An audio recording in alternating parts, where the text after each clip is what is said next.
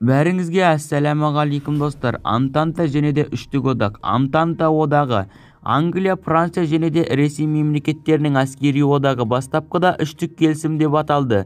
Негізін 1904 жыл және 1907 жылдары қалыптасып, Бірінші дүниежүзілік соғыс жылдарында Германия колониясына қарсы 20-дан астам мемлекеттер біріктірді. Антантаның құрылуы 1882 жылы Германияның басшылығымен құрылды. Үштік одаққа қарсы жауап ретінде 1891-1993 жылдары Орыс-Француз одағының жасалуына басталды. 20 ғасырдың бас кезіндегі Ағылшын-Германия қайшылықтарының шиеленісуі Англия, Франция және де Ресеймен қақтығысатын артқа ығыстырды. 1904 жылы Ағылшын-Француз келісімі, 1907 жылы Орыс-Ағылшын келісіміне қол қойылған. Антанта елдері Германияға қарсы соғысқа әзірлене отырып, Италия мен Австро-Венгрияға үштік одақтан бөліп әкетуге әрекеттенді. Бірінші дүниежүзілік соғыс басталғанға дейін Италия үштік одақтың құрамында қала отырып, Антанта елдермен байланыстың нығайтты. 1915 жылы мамырда Италия Антанта жағына шықты. 1914 жылы қыркүйекте Лондонда Англия, Франция, Ресейдің арасында одақтастық әскери шартқа қол қойылды. Соғыс барысында Антантаға біртіндеп жаңа мемлекеттер қосыла бастады. 1915 жылы қазанда бұл келісімге Жапония қосылды. Соғыстың соңында қарай Антантаның құрамына қазан төңкерісінен кейін Ресей Антантаның құрамынан шығып кеткен еді. Англия, Бельгия, Италия, Куба, Қытай, Либерия, Никарагуа, Панама, Перу, Португалия, Румыния, Сан-Доминго, Сан-де-Марина, Сербия, Сиама, ақш, Франция, Угаби, Чернография, Хижаз, Эквадор, Жапония болды. Қазан төңкерісінен кейін Антанта елдері кеңес мемлекеттеріне қарсы қарулы интервенция ұйымдастырды. 1917 жыл 23 желтоқсанда Англия мен Франция кеңестік Ресейге қарсы интервенция жасау жөнінде келісімге қол қойды. Интервенция 1918 жылғы наурыз айында басталды.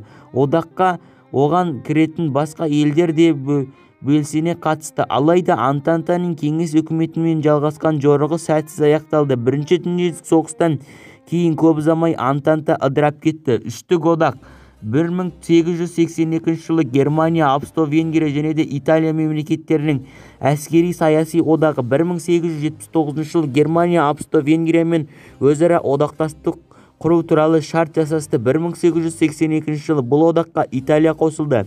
Германия дүниежүзілік үстемдікке ұмтылса, Италия жаңа жерлерді отарлау жолындағы күресте Франциямен бақталас болды. Үштік одақ шарты 4 рет жаңартылды. 1887, 1891, 1902 жылдарда.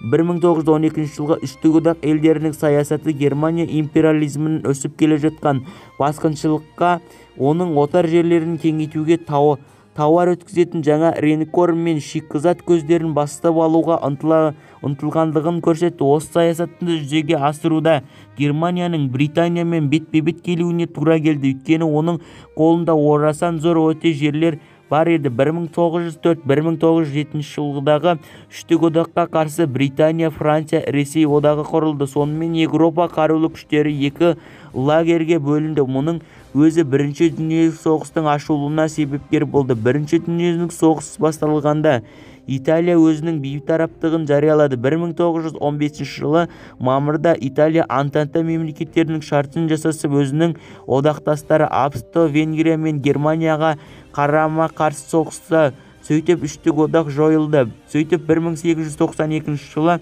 үштік одақ қайта құрылып, ол төрттік одаққа айналып, оған Түрік империясы қосылды. Достар, видео ұнап жүрсе әлеуметтік желіге таратып, енді келетін видеоны күтсеңіздер, аман сау болыңыздар.